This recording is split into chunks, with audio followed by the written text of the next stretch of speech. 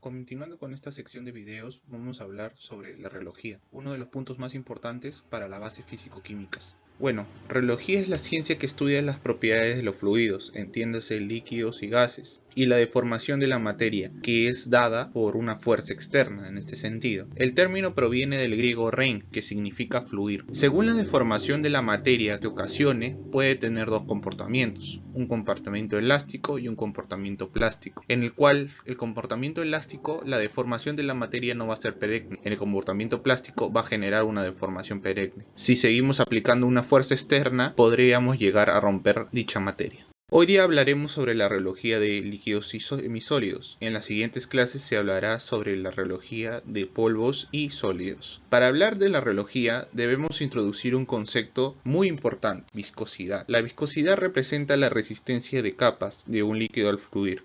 Imagínense una baraja de naipes, en la cual nosotros aplicamos en los naipes superiores una fuerza en una dirección. Vamos a observar que los naipes superiores van a comenzar a moverse. Sin embargo, los naipes inferiores, en este sentido, van a generar una resistencia. Esta resistencia podríamos imaginarlo como la viscosidad que se genera. Para determinar la viscosidad debemos tener en consideración dos parámetros: el esfuerzo cortante y la tasa de corte. El esfuerzo cortante es la fuerza que nosotros aplicamos en la área superficial de la materia, y la tasa de corte en ese sentido es la velocidad que vamos a generar teniendo en consideración el espesor en este caso del material. Según el sistema internacional, hay que tener en consideración que la viscosidad se mide en pascal por segundo, aunque generalmente se utilizan los milipascales por segundo, que son muy equivalentes a los centipoises, que es otra unidad muy utilizada.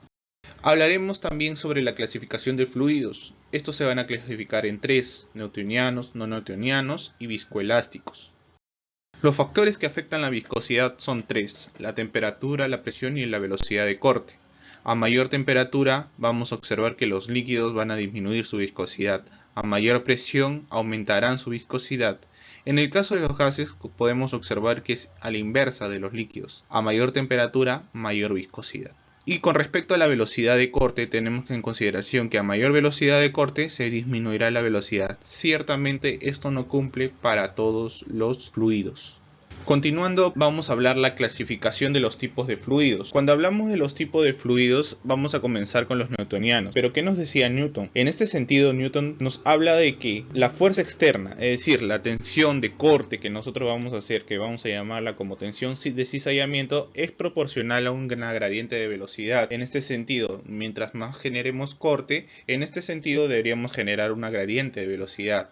Sin embargo, esto no va a cumplir en todos los fluidos, pero en el caso de los newtonianos sí. Esta diferencia que generamos, esta constante que se da, se llama viscosidad, una constante. En el caso del agua, la viscosidad va a ser 1, pero depende de la temperatura y la presión. En el caso del etanol es 1,25 y benceno 0,6, y así sucesivamente. Pero estos mantienen una constante, pues son independientes de la fuerza externa.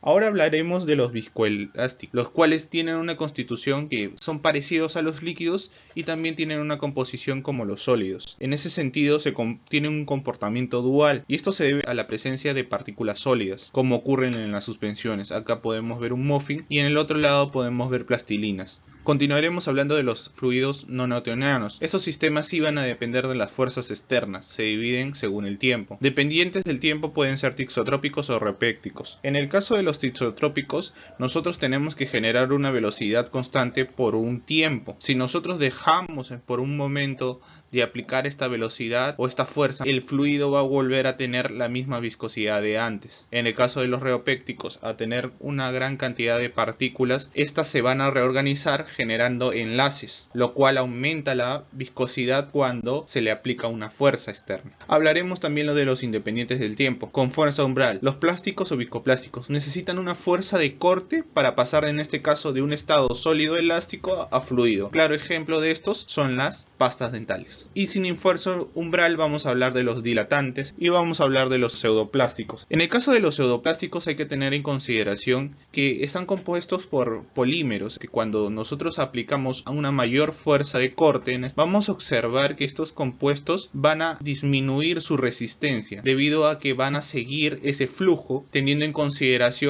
la dirección de donde estamos aplicando la fuerza. Un claro ejemplo de estos es la mostaza. En el caso de los dilatantes es opuesto debido a que en su estado natural tienen partículas que están compactadas. En el momento que nosotros le aplicamos una fuerza vamos a generar que estos compactos se van a aumentar el área superficial, lo cual va a generar partículas más pequeñas, lo cual va a generar una mayor resistencia al fluir. Llegamos a la conclusión de que aumenta la viscosidad. Un claro ejemplo de esto es la maicena y en otro caso puede ser el óxido de titanio.